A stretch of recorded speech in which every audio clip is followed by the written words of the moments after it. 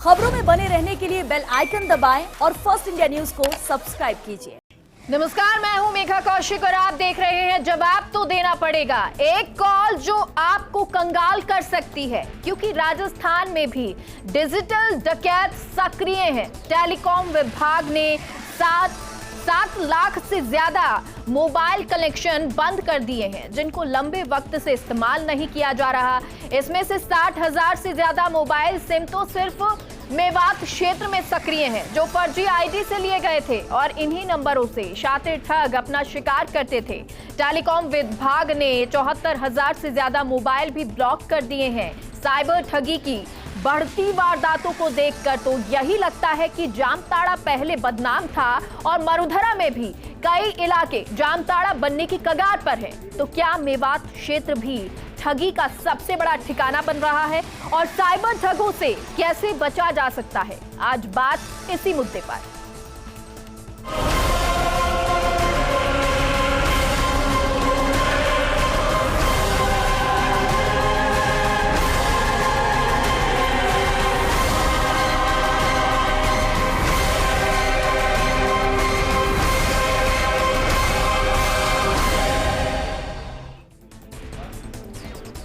कैसे इस ठगी से बचा जाए और साथ ही साथ जो अलग अलग मैसेजेस आते हैं या अलग अलग तरीके से आपको फंसाने की कोशिश की जाती है, आपको कैसे इससे सजग होना है, कैसे बचना है, जागरूक होना है और इन ठगियों से, इन ठगों से आपको दूर होना है। अगर आप इसमें फंस भी जाते हैं तो कैसे आप इसकी शिकायत कर सकते हैं और उस शिकायत के बाद आपको कैसे राहत मिलेगी, ये तमाम जानकारी जानना बहुत ज़रूरी हो जाता है। और इसी पर चर्चा करने के लिए हमारे साथ हमारे खास मेहमान मौजूद हैं। योगेंद्र जोशी जी रिटायर्ड पुलिस अधिकारी हैं। योगेंद्र जी, बहुत बहुत स्वागत है आपका कार्यक्रम में। और सबसे पहला सवाल आपसे यही, क्योंकि जितना हम डिजिटलाइजेशन होते जा रहे हैं, जितना हम डिजिटल की दुनिया में कदम रख रहे हैं, ये जब कहा जाता है कि हार्ड मनी की जगह अब हमको डिजिटल तरीके से रुपए का यूज करना चाहिए, उतना ही ज्यादा ये ठगी के मामले भी बढ़ते जा रहे हैं। बिल्कुल मेघा जी, आपको ये मैं बताऊं कि जो आईपीसी ऑफेंसेस जो हमारे यहाँ दर्ज होते हैं, जो अन्य अपराध जितने भी हैं, वो अपराध और ये साइबर वाले अपराध ये समान हैं, लेकिन साइबर वाले अपराधों की जो दर्ज करने की क्षमता है वो बहुत कम है। बहुत कम लोग दर्ज कराते हैं। एक तो पैसा कम होता है, छोटे छोटे पैसों का ज़्यादा फ्रॉड होता है। जैसे क्यूआर कोड के माध्यम से लोग छोटी छोटी दिनचर्या की चीज़ें खरीदते हैं, और जब खरीदते हैं तो साइबर हैकर्स क्या करते हैं कि उनके मोबाइल के अंदर से जो वो खरीदते हैं, और जो जैसे मान लीजिए जहाँ 50 रुपये गए तो कईयों में वो बैलेंस भी बताया जाता है वापस। तो जब ये बैलेंस का आदान प्रदान होता है तो उस मोबाइल पर हैकर्स की जानकारी रहती है। वो क्या करते हैं, उस पर बिल्कुल निगाह रखते हैं, और निगाह रखते हैं तो कई बार आपको मैं बताऊं कि ऐसे ऐप्स हैं अपने मोबाइल में जिसके अंदर कई बार आपको ओटीपी खुद को आपको डाउनलोड करने की आवश्यकता नहीं पड़ती, उसमें ऑटोमेटिक डाउनलोड हो जाता है। जैसे आप करते हैं, एप्लीकेशंस हैं ऐसी। और अपने यहाँ क्या है कि fishing, bullying, stocking, grooming, job fraud, sextortion, fishing, इस प्रकार से कई प्रकार की ऐसी चीजें हैं जिनके माध्यम से, जैसे आपने कोई भी चीज खरीदने के लिए किसी मैसेज को डाउनलोड किया, डाउनलोड करते ही आप जो चीजें खरीदना चाहते हैं उन चीजों को खरीदने के लिए जैसे ही आप उसके अंदर पैसे डालने के लिए करेंगे तो आप ये देखिए कि वो जो हैकर्स हैं वो इतने चालाक हैं कि जैसे उनको अमेज़न है या कोई भी ऐसी संस्था है जिससे आप कोई सामान मंगाते हैं, खाने का सामान मंगा रहे हैं, स्विगी से मंगा रहे हैं, तो वहाँ क्या करेंगे कि जैसे ही आप उसके अंदर डाउनलोड करेंगे वैसे ही वो हैकर्स उसको कर लेते हैं। दूसरा क्या करते हैं, हम जाते हैं बाजार में, कई बार हमारा मोबाइल काम करना बंद कर देता है, कई बार रेलवे स्टेशन है, बस स्टैंड है, कोई भी ऐसी जगह, तो हम इसको चार्ज पे लगा देते हैं। तो चार्ज में भी ऐसी स्थिति बनाई हुई है वहां कि जैसे आप मोबाइल को चार्ज करेंगे वैसे ही आपके मोबाइल की तमाम चीजें वो हैकर्स हैक कर लेते हैं। तो ये भी करना चाहिए कि कभी भी अपने मोबाइल को इसी आम जगह, रेलवे स्टेशन, बस स्टैंड, कहीं ऐसी जगह, क्योंकि आपको जानकारी नहीं है कि ये जो लगाया हुआ एपरेटस है ये हैकर्स ने लगाया है या ये सरकार की तरफ से है, किस तरफ से नहीं पता चलता है। ठीक है सर, इसके समाधान तो जानेंगे। आयुष भारद्वाज भी हमारे साथ जुड़ गए, साइबर एक्सपर्ट हैं और कोशिश करेंगे कि आप लोगों की समस्याओं का समाधान भी ले लें। यानी कि अगर आप भी कुछ पूछना चाहते हैं हमारे साइबर एक्सपर्ट से या पुलिस अधिकारी से तो आप उनसे पूछ सकते हैं, फोन कर सकते हैं।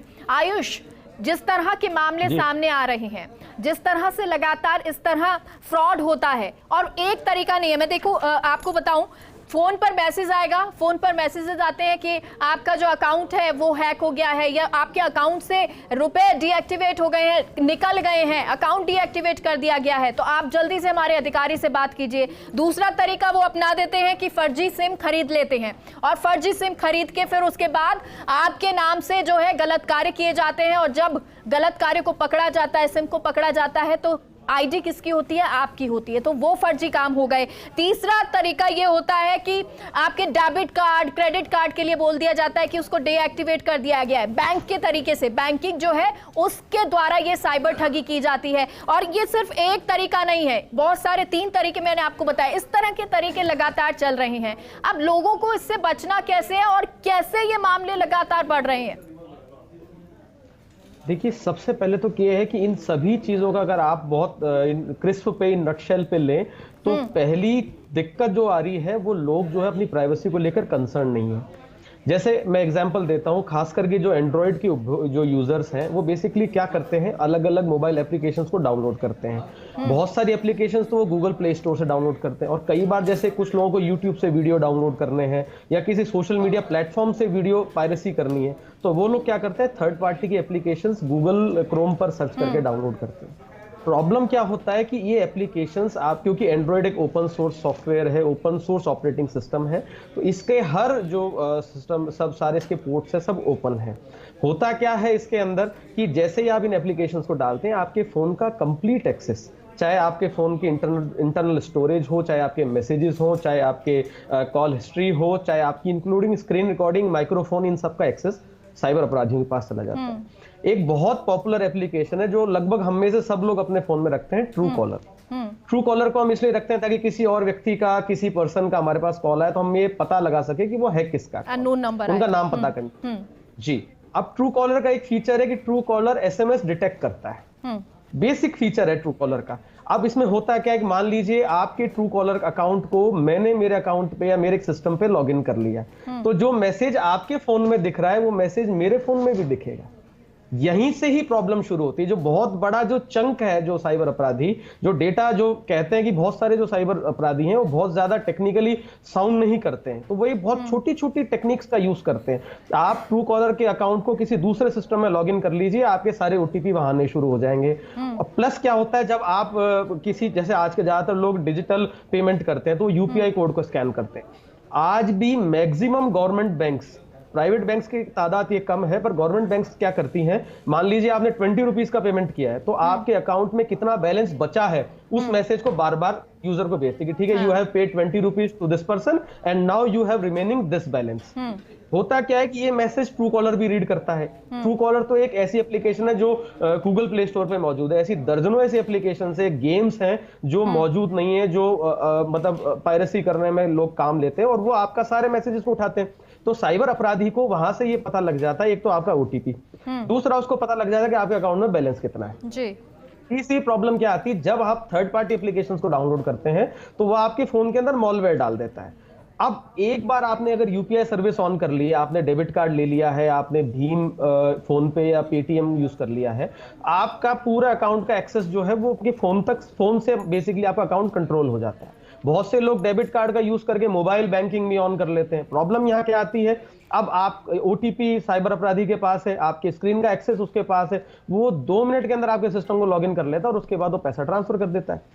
राजस्थान के केस में भी हो क्या रहा है कि मेवात बहुत समय से इन चीजों के लिए बदनाम है, चाहे राजस्थान का मेवात हो चाहे हरियाणा का मेवात हो, मगर एक जयपुर में, क्योंकि जयपुर के अंदर भी जो नाइजीरियन हैकर्स, इन्होंने एक अलग अलग गैंग्स बनाए हुए हैं और ये लोग अलग अलग, जैसे आप कह सकते हैं कि अवैध चीजें हैं, चाहे आपके ड्रग्स हैं और स्मैक है, इन चीज की सप्लाई भी आपके साइबर माध्यमों से करते हैं। ठीक है, तीसरा ये बिल्कुल आपसे जानेंगे आयुष, क्योंकि ये वाकई में मेवात इलाका हो, वहां पर बहुत ज्यादा ऐसे मामले आए और कई जो सिम है उनको अब डीएक्टिवेट कर दिया है क्योंकि ये फर्जी हैं। आपसे योगेंद्र जी जानना चाहेंगे, क्योंकि साइबर मामले तो बहुत ज्यादा सामने आ रहे हैं और 2020 का अगर मैं आंकड़ा दूं, हालांकि अभी का मैं अपडेट नहीं कह रही हूं, 2020 का ये मामला है जब राजस्थान 9वें स्थान पर है, यूपी पहले स्थान पर है।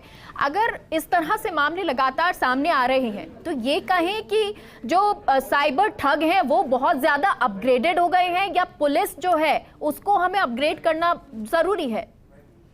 देखिए मेघा जी, सबसे पहले तो जो नागरिक मोबाइल को काम में ले रहे हैं, जो इन एप्लीकेशंस को काम में लेते हैं, जो उनसे आदान प्रदान करते हैं सामान लेने का और पैसा भेजने का, उन लोगों को उतनी जानकारी बिल्कुल नहीं है जितनी जानकारी हैकर्स को होती है। दुकानदारों को जानकारी है लेकिन ग्राहक को जानकारी नहीं है। तो हमें सबसे पहले तो ये करना पड़ेगा कि इस प्रकार की कोई व्यवस्था करनी पड़ेगी कि जब आदमी सिम कार्ड लेता है या मोबाइल लेता है तो उसके साथ सुरक्षा के उपाय संबंधी कोई चार्ट लगा हुआ हो और वो उनको दिया जाए कि आप इसका अध्ययन जरूर कर लीजिए। इस प्रकार की चीजें। दूसरा ये है, स्कूल और कॉलेजेज में जो साइबर एक्सपर्ट्स हैं उनकी क्लासेस लगना चाहिए। मैंने आपको बताया, लेकिन ये मामले तो ज्यादातर उन प्रौढ़ अवस्था के लोगों के साथ होते हैं, क्योंकि मैंने आपको यही बताया, युवा तो फिर भी समझ जाता है कि ये हमारे साथ हो सकता है। मैंने आपको यही बताया है कि इसके लिए ये जरूरी है बताना, और उनके घर वाले जो हैं वो अपने वृद्ध जनों को बताएं कि वो इस तरह से, क्योंकि ज्यादातर वृद्ध जनों के साथ हो जाता है, वो आसानी से ओटीपी वगैरह बता देते हैं। दूसरा ये है कि जो हमारे मोबाइल नंबर हैं, सिम जो है वो राजस्थान में, क्या मैं खुद इन सिमों के बारे में जिनकी आप बात कर रहे हैं, जब बम ब्लास्ट हुए थे अजमेर के और हैदराबाद के, तो जामताड़ा गया था क्योंकि वहां मोबाइल नंबर जामताड़ा के थे। और वहां पर जामताड़ा में जो बाजार है मोबाइल का, एक छोटा सा तो शहर है, सब डिवीजन हेडक्वार्टर है, लेकिन वहां पर अधिकतर जितनी भी सिमें हैं आपको बिना के फॉर्म भरे हुए मिल जाती हैं। वहाँ भरना नहीं पड़ता, आईडी आपको नहीं देना पड़ता, कुछ भी देने की जरूरत नहीं है। और आप जो भी नाम रखना चाहें अपना गोपनीय है। अभी भी आता है, कई बार आप देखेंगे किसी के मोबाइल पे लच्छू लिखा हुआ आता है। अब लच्छू कोई नाम थोड़ी है, लेकिन उसने अपना नाम रख लिया क्योंकि वो फर्जी सिम है उसकी। इसी प्रकार से जो सिमें फर्जी निकाली जा रही है, उन सिमों को रोकने के लिए जिस भी कंपनी की सिम हो, चाहे एयरटेल की हो, जियो की हो, बीएसएनएल की हो, इनके ऊपर अधिक से अधिक फाइन होना चाहिए। जैसे ही ये पकड़ी जाती है सिम, जैसे आपने कहा कि 74,000 सिमें बंद की गई हैं, तो ये किसी न किसी कंपनी की तो है। तो जब तक सरकार इसके ऊपर रोक नहीं लगाएगी कि जो सिमें, क्योंकि देखिए पुलिस थाना मुकदमा दर्ज कर सकता है, और हमारे यहाँ क्या है, साइबर जो क्राइम का जो है एक्ट बना हुआ है, ये इंग्लिश में बना हुआ है पूरा, मतलब ये हिंदी में ट्रांसलेट इतना आसानी से नहीं होता। दूसरा ये है, मामले भी दर्ज नहीं होते ना। दूसरा ये है कि मामले, हाँ, इसलिए दर्ज नहीं करते क्योंकि कॉम्प्लिकेटेड है। मामला दर्ज करने के बाद में आईपी एड्रेस निकालना, अब आईपी एड्रेस यहाँ नहीं निकलेगा इंडिया में, उसके लिए बाहर की जो कंपनी है जिससे ये मोबाइल लिया हुआ है, जिस कंपनी ने अपने यहाँ ये सॉफ्टवेयर दे रखा है, उस कंपनी से आईपी एड्रेस लेना पड़ता है, और लेने के बाद में फिर पता करना पड़ता है साहब ये किसका है, ये कहाँ से आया है। ज्यादातर फ्रॉड कहाँ हो रहे हैं, ज्यादातर फ्रॉड घूम के होते हैं, कोई डायरेक्ट फ्रॉड बहुत कम होता है। जैसे बताया था नाइजीरियन, तो मैं बंबई से नाइजीरियन भी पकड़ के लाया। वो एक लॉटरी का मामला था जो हमारे यहाँ जयपुर का था कि आपके विदेश में आपकी आंटी की डेथ हो गई, वो आपके लिए $1 रख के गई है तिजोरी में, और आप उसको, ये मैं पकड़ के लाया 2 नाइजीरियन को बम्बई से। जीमेल, ईमेल, इससे बहुत ज्यादा ही आता है। इसमें 15 लाख रुपए जमा करिए, वो $1 में परिवर्तित होके आएंगे, और इस तरह से अच्छा आपको नौकरी मिल जाएगी, उसके लिए आपको इतना रुपए देना होगा। इस तरह की चीजें बहुत आती हैं। दूसरा ये होता है कि जो बिजली, आप देखिए अभी कुछ, अब तो लोग सतर्क हो गए, बाकी आता था शाम को 7 बजे आएगा मैसेज कि आपने बिजली का बिल जमा नहीं किया, आप जमा नहीं करेंगे 9 बजे बंद हो जाएगी। ऐसा नहीं कि सुबह 9 बजे बंद होगी, रात को 9 बजे बंद होगी। इसी प्रकार से जैसे चिरंजीवी योजना है, जो सरकार की जितनी भी योजनाएं हैं उनसे लाभ प्राप्त करने के लिए, जैसे जूस जैमिंग है, इसमें क्या होता है कि मतलब आपका जैसे ही आपने QR कोड स्कैन किया, वैसे ही आपका जो पूरी सूचना है वो 20 रुपए के अंदर उसको हैकर्स को मिल जाती है। इसीलिए सबसे बड़ी बात यह है कि पुलिस को तो ट्रेनिंग देनी ही पड़ेगी। देखिए हमारे यहाँ पुलिस अभी इतनी अलर्ट और एक्सपर्ट नहीं है कि इस प्रकार के साइबर ऑफेंस जितने हैं उनका वो अध्ययन कर सके और उनको ट्रेस आउट कर सके। वही मेरा सवाल था कि क्या वाकई में जो हैकर्स हैं वो बहुत ज्यादा अपग्रेडेड हो गए हैं और पुलिस शायद उतना अपग्रेडेड हमारे पास है नहीं जो इन मामलों को पकड़ सके। देखिए अभी क्या है, पुलिस ने राजस्थान पुलिस एकेडमी में या जो हमारे यहाँ यूनिवर्सिटी है पुलिस की, उसमें रखा है कि साइबर ऑफेंस के बारे में ट्रेनिंग दे रहे हैं। मेरा ये कहना है साहब, जो पुलिस दिन भर दूसरे काम करती है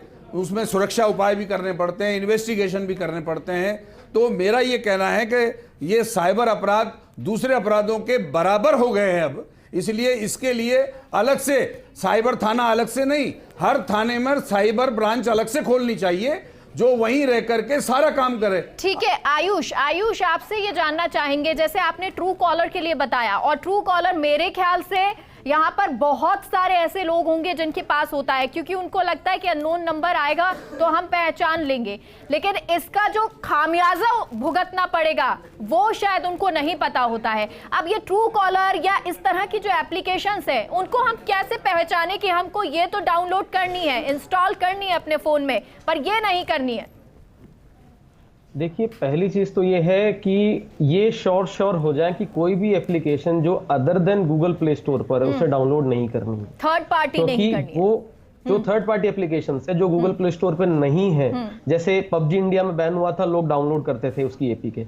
आप अगर थर्ड पार्टी एप्लीकेशन डाउनलोड कर रहे हैं तो आप ये मान के चलिए आप अपने फोन के अंदर मॉलवेयर खुद से डाल रहे हैं। दूसरी चीज, इन एप्लीकेशन का बहुत सिंपल है, आप फोन की सेटिंग्स के अंदर जाइए, ऐप सेटिंग्स में जाइए, फिर ऐप प्राइवेसी में जाइए।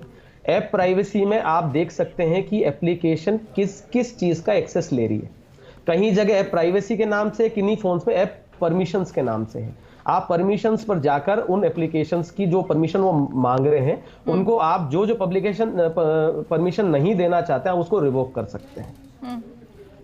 तीसरा, इसमें जो एंड्रॉइड के जो पुराने वर्जन है उनके साथ ये दिक्कत ज्यादा है, नए वर्जन कुछ हद तक रुक गए हैं, तो एंड्रॉइड का जो है लेटेस्ट वर्जन पर ही अपडेट रखें। चौथा जो है, एक बहुत इंपॉर्टेंट बात यह है कि अगर आप मोबाइल बैंकिंग या आप ऐसा ट्रांजैक्शन और ज्यादा करते हैं तो आप कोशिश करें कि आपके फोन को कभी भी पब्लिक वाईफाई नेटवर्क के साथ कनेक्ट ना करें, क्योंकि पब्लिक वाईफाई नेटवर्क से कनेक्ट होने के होते ही ये खतरा बढ़ जाता है। और एक जिसकी बात पहले भी हुई थी, जूस जैकिंग। जूस जैकिंग का अर्थ होता है कि आपके फोन के अंदर आप अगर आपके फोन को पब्लिकली किसी चार्जिंग पॉइंट पर चार्ज कर रहे हैं, मेट्रो स्टेशन पर ऐसी फैसिलिटीज ज्यादा होती है, तो बहुत सारे साइबर अपराधी वहां पर अपना डिवाइस लगा देते हैं और उस डिवाइस से रैंसमवेयर आमतौर पर ज्यादा फैलता है। रैंसमवेयर इस टाइप का मॉलवेयर है जो लोगों के डेटा को करप्ट करके उनसे फिरौती मांगता है। तो जूस जैकिंग से बचने के लिए पब्लिक चार्जिंग पॉइंट्स, जहां भी अगर आपको लगता है मॉल्स में है, कहीं कैफेटेरियाज में, तो वहां फोन को चार्ज करने से, उनके चार्जिंग पॉइंट से चार्ज करने से बचें। ये 3-4 बात ध्यान रखने की जरूरत है जिससे काफी हद तक लोग बच पाएंगे। कोशिश करनी चाहिए कि कभी भी मतलब आप जो ट्रांजैक्शंस कर रहे हैं, मतलब जैसे हर इंसान की स्पेंडिंग कैपेसिटी होती है, तो आमतौर पर जो यूपीआई की जो नेट बैंकिंग की उनकी ट्रांसफर जो लिमिट है वो यूपीआई की 1 लाख है और नेट बैंकिंग की 10 लाख है। आमतौर पर कोई भी इंसान एक दिन में, एक नॉर्मल पर्सन 1 लाख और 10 लाख के ट्रांजैक्शंस नहीं करता है। तो ऐसे में आप मोबाइल बैंकिंग या इंटरनेट बैंकिंग एप्लीकेशन पे जाके, और अगर आपको नहीं आता है तो आप सिंपल बैंक को वाया एप्लीकेशन लिख के उस ट्रांजैक्शन लिमिट को भी कंट्रोल कर सकते हैं। मान लीजिए आपकी मैक्सिमम ट्रांजैक्शन कैपेसिटी है 50,000 पर डे, तो उसको आप 50,000 पर कैप कर सकते हो। तो ऐसे में इन केस, बहुत एक्सट्रीम केस में अगर ठगी होती भी है तो उस अमाउंट के ऊपर नहीं जाएगी वो। इन केसेस के साथ प्रॉब्लम क्या है? जल्दी से आपसे कमेंट चाहेंगे, क्लोजिंग कमेंट, कि लोगों को जानकारी नहीं है, अभी तक जागरूक नहीं है। आप ग्रामीण इलाकों में चले जाएं, उनको अभी भी नहीं पता होता है। अब उनके लिए क्या कुछ है, उनको क्या एक बेसिक जानकारी रखनी है? देखिए मेघा जी, 1930 एक फ्री है जिसके अंदर वो अपनी कंप्लेंट लॉन्च करा सकते हैं। इस पर अगर घंटी करेंगे तो साइबर, जो हमारे इंडिया का जो साइबर ब्रांच खुली हुई है, उस साइबर ब्रांच वाले आपसे उस संबंध में पूछ लेंगे। लेकिन इस पे डायल करते हैं 1930 पर, तो ये तुरंत करना चाहिए। और सबसे पहला कि अगर मान लीजिए आपका कहीं बैंक अकाउंट है, तो चाहे ग्रामीण इलाका हो, ग्रामीण इलाके में भी आजकल हमारा जिसमें वहाँ अकाउंट होता है वहाँ बैंक वालों से तुरंत सूचना देनी चाहिए कि मेरा ये खाता है, इसमें से ऐसे पैसे निकल रहे हैं, इसको तुरंत रोका जाए। हमारे दो काम सबसे पहले हैं 1930 पर सूचना देने का, दूसरा संबंधित बैंक में। बाकी इसकी फ्रॉड की जो है वेबसाइट भी खुली हुई है जहां आप एप्लीकेशन डाउनलोड करें फिर सूचना दें। ये लंबी प्रक्रिया है, लेकिन तुरंत रोकने के लिए दो चीजें हैं। जो लोग यूज नहीं करते हैं फोन, उनको जानकारी नहीं है, तो ये मोबाइल नंबर है, इनके ऊपर अगर करने से वो तुरंत रोका जा सकता है। चलिए, बहुत बहुत शुक्रिया आप दोनों का हमसे जुड़ने के लिए।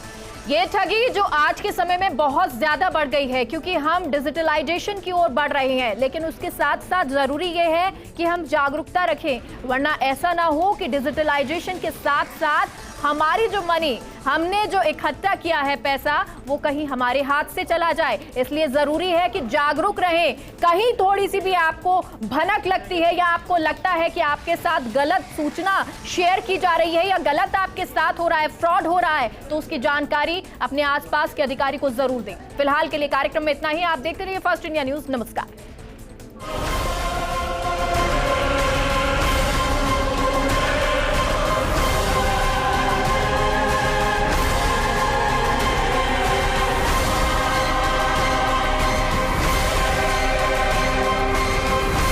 खबरों में बने रहने के लिए बेल आइकन दबाएं और फर्स्ट इंडिया न्यूज को सब्सक्राइब कीजिए।